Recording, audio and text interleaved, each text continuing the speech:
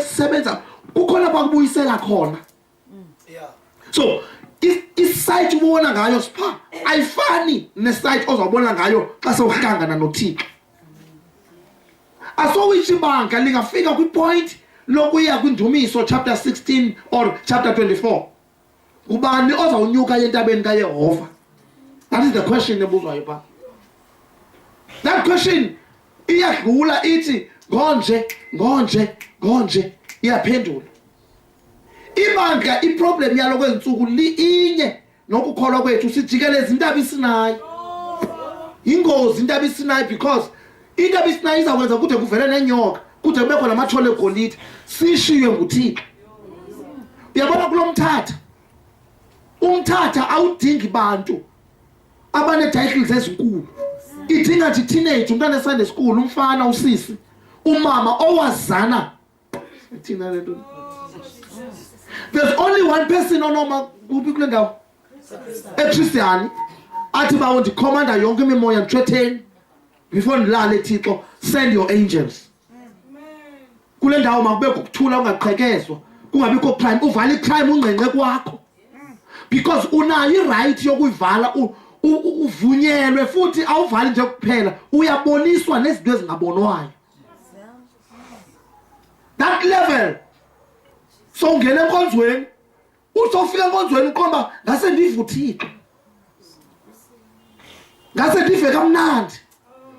uPaul uthi ke ndawubalisa ngale mibono. Uyabalisa uPaul ba ndathe ndabona no, that means uyabona kapha uPaul sekwenye level. Uthi ndathi ndabona nomuntu akamchaza umfikile. Uthi lo muntu wathwetshulwa. Uthi nganobe besemzimbeni nobe bekumoya iyadlula la ndawo ithi wayethetha ilanguage ezithunywa zezulu. Ijude na Paul wayethwetshulwa. And ke umnandi uPaul because uthi uthetha naye umthilela izinto nendawo makabheke kuso. But ndifuna uxelela lento. Uyingozi uThixo. Hey, andando ndithethayo. The more uThixo, the more uva kamnandi enhlizweni yakho, the more eku-elevate spiritual. Ukuze ukwazi ukuhamba noThixo, xa ekunyusa wena yihla. Because ingozi kaThixo uyakuthatha emhlabeni ungabikho. And ingqondo yakho uyigcwalisa ngaye. Now, the moment uThixo ukuthatha ekuthwebula, akunyusa kubonisa izinto, wena yihla. Because ukuba wenza lonto, mamela ndixelele, uPaul waqonda uba imibono emingaka I don't think bukhona into oyibonayo. Zange ayicinga uba kungakho isithunywa sikaSathana emva kubebona imibono emingaka esinombetheka. uThixo uyakwazi ukukutesta, akubonisa into ezinkulu ube trace izinto ezinkulu. Kanti iprinciple inhliziyo uThixo ayifunayo akafuni ukuhlala ezintweni ezinkulu, ufuna wena wakhe ezintweni ezincinci. Because ingqondo kaThixo ithi ezincinci zinamandla kunezinkulu. Ezinkulu ziyoyiswa ngezincinci. Hey, nani ndivakala? Yeah. Njengothixo enguThixo nje. Anama sikawamkela uYesu sithi kuwe uqala uyothandaza. Now, ayikho into lamandla kwegqula lomthandazo. Now, igift yokuphilisa iyabethwa ngumuntu othandazayo engathandazeli bantu. Because umuntu othandazayo unamandla kunomuntu onome pulpit nashumayela. Because one on othandazayo unempepho ezininzi ezimchazelayo ba ungunyana kaThixo. Two, okwesibini umthandazo wodwa umenza benamandla. Three, umthandazo wenza ba inature yakhe ibe kaThixo in the human nature. That person has an authority more than the person of a pulpit in a preach. Why? Because uThixo uyamthemba, uyayithemba into encinci kunento ezinkulu. Now xa ubona uThixo emkhulu, yihla kuThixo omkhulu. Uthi bawo ndingancedwa nje ndingabambeleli nje ekuboneni wena, ndikhumbula umthandazo. Go back to your prayer. Because noba uThixo angahamba nawe, ungayilibali indawo abethelele kuyo isikhongwane. Iankile yakho isentweni ezincinci. Sayithina Thixo wami lento. Oh yes, Lord. Yabona uPaul uhambe noThixo ube ne-experience. Umfundisi wami ndazi lento. Ndiyanimosha nje. Hey. uPaul uhambe noThixo. Alizungena kwenye vesi. uPaul uhambe noThixo. But ndiyamkhumbula noPeter, uPeter naye uhambe noThixo ngakubalisela. Kunemibono ayibonileyo ebonisa izinto uYesu uzivezile mose kula madoda.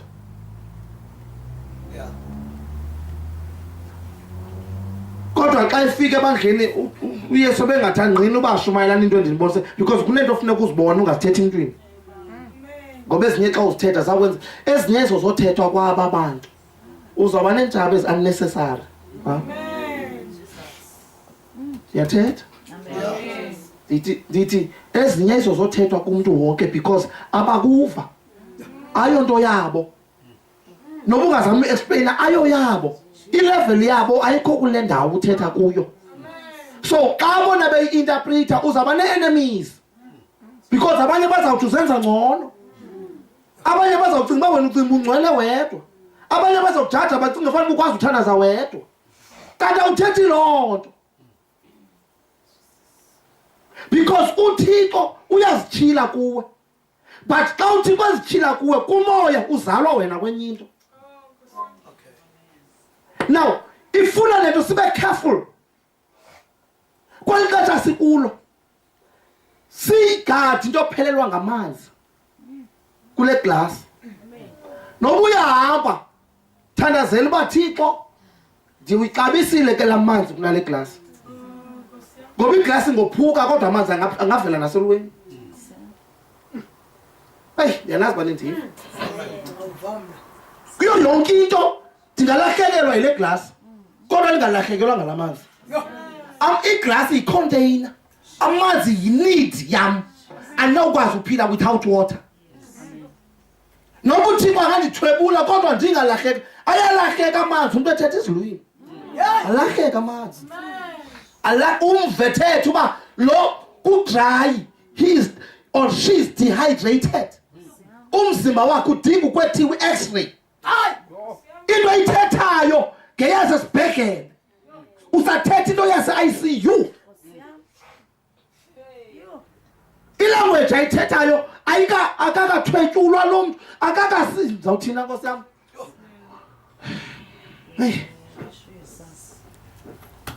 uMaria wathi xa uYesu efika emtshatweni wathi jonga ndicela amanzi apha siphelelwe yiwayini.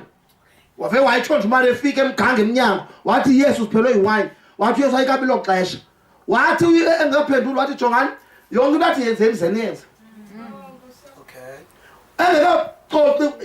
Yayingafuna uxoxwa ke lento because uMaria wayibona iproblem bamanzi apha, iwayini iphelile apha. That means ngaphandle kwale wayini akho mtshato apha, akho enjoyment sayifumana apha, iwayini seyiphelile. Xa ifika uYesu uthi uMaria iwayini iphelile, and then nje iwayini iphelile sekufuneka uYesu ngokusixoxa uba ngokulixesha lakho akazulanderstand uMaria lo language leyo of what into ayithetha vela niyenza. So semgqibile umbophelele. So uYesu wathi izalisani imiphanda because imiphanda yayikhona, yayimikhulu futhi but ingena wine yayistakile. Kwafuneka kuyokhiwa amanzi, kwabe kukhona umuntu onowajika amanzi abe yiwine. Now noba siphumile sisonke sishumayela all over the world, but masiyigade into yoba kuxabisa kantoni kuwo iglass namanzi because abanye baministarisha ngeengubo zikaYesu bemshiya phaa yena baphethe and banobungqini uba nantsi besiyile eGolgotha, and that is the evidence. Zininzi iingubo eziphethwe ngabantu, abanye baphethe iingubo zikaYosefu bathi nguyena bendimbambile. This is an evidence. And nyhani kanoyiphika because ingubo yakhe kuzawuthi bifuna ntoni kulo sisi. So wena Joseph, you are a rapist. And baphethe ingubo bathi jonga, this is an evidence. Inegazi yole uyazabe inxibile asiphosisi xa sithi besihlangene naye banyanisile. but yenye into ingubo kaYesu yenye into uYesu. These are two different things. Noma singayentabeni sonke but asisubuya nemessage eyi-one. Yo, sayithini iThixo lelo? Sayithini? Abanye bathe xa benyuka intaba kodwa ncama yonke into. Bancama yonke into. Wathi kwafuna uqala phansi. I-message zethu asifani.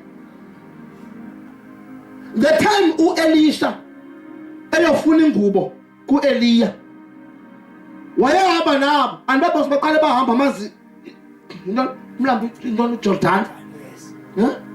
Bathi xa befuneka bewelile uEliya wasebenzisa ingubo wakhe wabetha amanzi avuleka. Wayiva loo nto uEliya kuthiwa amanzi abethwa ngengubo.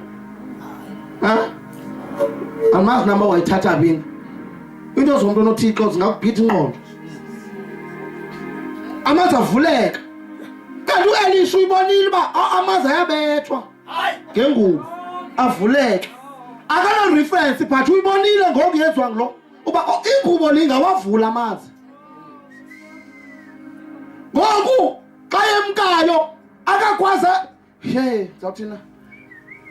uEliya wathi jonga xa ndimka kuwe uzundigade xa ndimkayo. Zawukunika ingubo. Uthi ndifuna esi sipho uThixo kunesakho sona sidabula apha kum. Wathi no inzima ndicela but uzayifumana kodwa ndigade xa ndimkayo. Wamgada xa ethatha ethwetyulwa. Hey wayeka ubisa ingubo ngoku uElisha wathetha enye ilanguage wathetha namahasho okulwa. Wathetha noYehova uqobo. Wathi Thixo kaEliya. Biza uThixo kaEliya. Akathi uba Eliya ingubo uyilibele wathi wabiza uThixo kaEliya ngoba xa iseyimkile ithi akazukwazi ubiza uEliya ngoba uEliya ukhona lo muntu athathwe nguye but lo muntu ndinayo iaccess yokumbiza ndithatha ingubo. So amanzi xa ebuya uElisha ayayazi noba yintoni ibisibethile savula. So xa amanzi awamazi uElisha but ayayazi ingubo kaEliya. So xa ebetha ngamanzi akabetha egameni loba ndingu uElisha ubetha egameni loba ndiphethe double portion. Ndiphethe intonga zimbini ziphindaphindiwe. Uba ndiyathanda njengoba ndiyobethile nje amanzi apha ndingenza nantoni. Abaprofethi ababesuka esikolweni sikaSamuel bathi xa beza beprofetha pha ingubo le yamenza lo mntu wabhudha izinto kwazi abaprofethi into bikhona into ahlangene nayo le. Bayibona kuSawule. Wathi uSawule ngengomprofethi wabhudha xa ebona abaprofethi wangenwa ngumoya into engayaziyo wathi ndiyayicela le nto bathandekayo noba sisemthatha makhe singazihoyi kakhulu iglasi ezi ngoba sizosibambela into eninzi. Ininzi bekube siyayiva singamakholwa. Iyasibetha le glasi ngoba ingamenza uThixo ingathi ukho engekho. Iglasi iyazitolika izilwimi. Iglasi yabaphakamisa abantu ku-wheelchair. Izipikers needs zishumayela all over as waphethanga amanzi ziphethe iglasi. Ethi iglasi ingakuthi zawuthina sayithini lento ungayingqinela because iglasi ine-message. They can preach. You see? They can preach bese zonke izinto kodwa izulu alibazi. Ndithetha nomnye ndithi zininto esizithethayo ebantwini but hayi zisongeza uThixo asithethayo. Ndithi kutheni lento singakhe sizihluphe esiyofuna lento uThixo ayithethayo. Kutheni lento sithetha into efuna uvuka ngabantu. Why sithetha lento makubekho amen ententeni? Ngoba funeka silathi izinto abantu noma bathi amen kodwa zaziwe ngapha.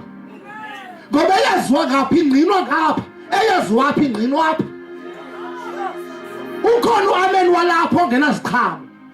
Ukhona umvutho walapho ongasoze uvune into kuwo. Kodwa ukhona uamen wangapha. Aziva mhlawumbe ungathekeni into. Akhona amaxesha abofuneka uthethe ilanguage yangapha. Uthethe uJanyelo. uJanyelo ongamekhbuza ukuyithetha.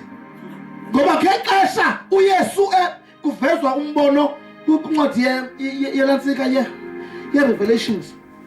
Ku-Revelations kufuneka kuzele umntwana nali rhamnco nanku umama ufuneka ezele nali rhamnco nanku umama basenkanga khomza unqanda. And kofika ixesha loba beleke ngelishwa ke wabeleka irhamnco lizixele ba lizamtya umntana. Now lo mama ubeleka because lithi izulu ubeleka. Mkhamba bandiva sendiyayenza. Izulu liyakwazi ukuthi beleka ngolibona banani irhamnco. And ngexesha uvuzama amavesi ne-fasting kuba uzawulo nerhamnco ukuthi ncenqa lala beleka likho. And ulivulelwa amehlo ulibone linempompo ezisixhenxe kuthiwe suloyika irhamnco beleka. Lo mntana funeka ezalwe la. Ayikho indawo azawuzalwa kuyo, indawo yakhe yile.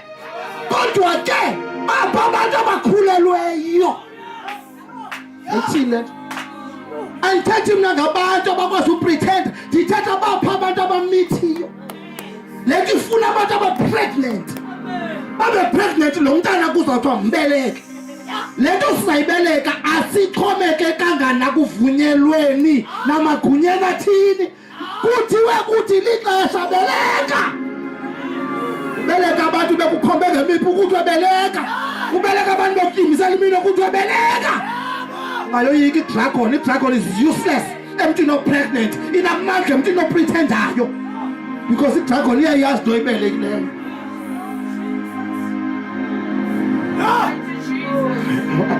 Let me close. Uyayazi umntana esimkhulelweyo uyingozi kule spirit esirulisha ilizwe.